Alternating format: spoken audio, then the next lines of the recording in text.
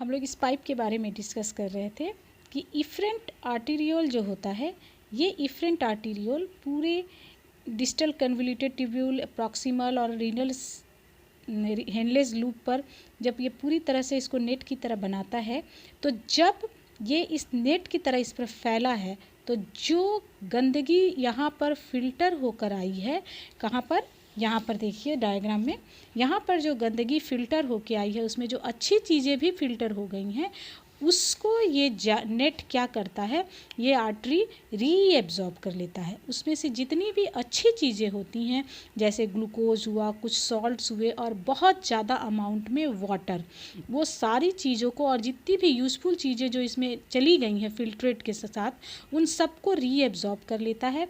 और ये रीएब्जॉर्ब करने के बाद वापस ये एक पाइप बनाता है, और ये पाइप बनाकर वापस ये चला जाता है कहाँ, हमारी बॉडी में। और इस बॉडी में अब सिर्फ होती हैं, इस ब्लड में अब सिर्फ होती हैं हमारा यूज़फुल प्रोडक्ट और हमारा ब्लड। ओके, अब यहाँ जो बच जाता है वो सिर्फ गंदगी होती है, और उस गंदगी में वाटर होता है, अमोनिया होता है, सॉल्ट्स होते हैं, यूरिया होता है, यूरिक एसिड, और अब उस प्रोडक्ट को हम लोग कहते हैं यूरिन। ओके, यूरिन कहते हैं। और ये जो यूरिन है, अब इसको बॉडी के बाहर निकाला जाएगा।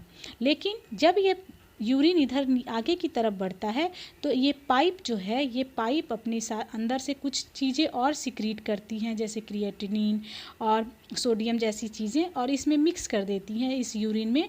और उसके बाद ये पूरी तरह से यूरिन तैयार हो जाता है। ये जो सिक्रीट करती हैं, इसको हम लोग कहते हैं tubular secretion. Okay, tubular secretion. और अब पूरी तरह से यूरिन तैयार हो जाता है। यूरिन जब पूरी तरह से तैयार हो गया, तो वो कलेक्टिंग डक्ट में आता है। कलेक्टिंग डक्ट से इसके बाद यहाँ पर आप फिर किडनी का डायग्राम में चले आइए। यहाँ से कलेक्टिंग डक्ट जो होता है, हर कलेक्टिंग डक्ट फिर किस में ओपन होता है, यूरेटर में ओपन होता है। हर नेफ्रॉन का कलेक्टिंग डक्ट किस में ओपन होता है, यूरेटर में।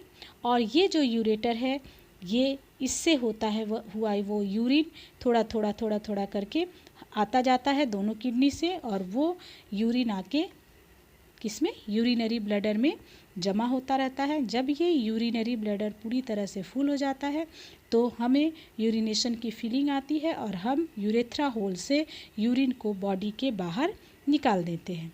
इस तरह से हमारा जो नेफ्रॉन है वो काम करता है। ओके, यहाँ पर कुछ चीज़ों को हम लोग एक बार फिर से जानेंगे, जिसमें सबसे मेन क्या है कि हमने अपने पूरे यूरिन फॉर्मेशन के प्रोसेस को तब कितने भागों में बांट दिया, 3 भागों में। सबसे फर्स्ट बेटा, यहाँ पे जब ब्लड फिल्टर हो रहा है, उसको क्या कह रहे हैं, अल्ट्रा फिल्ट्रेशन। यहाँ पर रीएब्जॉर्प्शन हो रहा है, इसको हम लोग रीएब्जॉर्प्शन कहते हैं, लेकिन इसका एक अच्छा नाम है सेलेक्टिव रीएब्जॉर्प्शन। सेलेक्टिव रीएब्जॉर्प्शन क्यों कहते हैं, सेलेक्टिव रीअब्जॉर्प्शन इसलिए कहते हैं क्योंकि हर चीज़ का रीअब्जॉर्प्शन नहीं हो रहा है, कुछ गिनी चुनी चीज़ों का ही रीअब्जॉर्प्शन हो रहा है। बाकी जो अच्छी चीज़ें हैं उसी का रीअब्जॉर्प्शन हो रहा है, जो हार्मफुल चीज़ें हैं उसका रीअब्जॉर्प्शन नहीं हो रहा है। मैंने सेलेक्ट करके रीअब्जॉर्प्शन हो रहा है, इसीलिए इसका नाम दिया गया रीअब्जॉर्प्शन। और तीसरा स्टेप है ट्यूब्यूलर सिक्रीशन। यहाँ पर जो ट्यूब अपने अंदर से कुछ चीज़ों को, केमिकल को सिक्रीट करता है, उसको उस प्रोसेस को ट्यूब्यूलर सिक्रीशन कहते हैं। तो कलेक्टिंग डक्ट में यूरिन पहुँचा, फिर यूरेटर में, यूरेटर से यूरिनरी ब्लड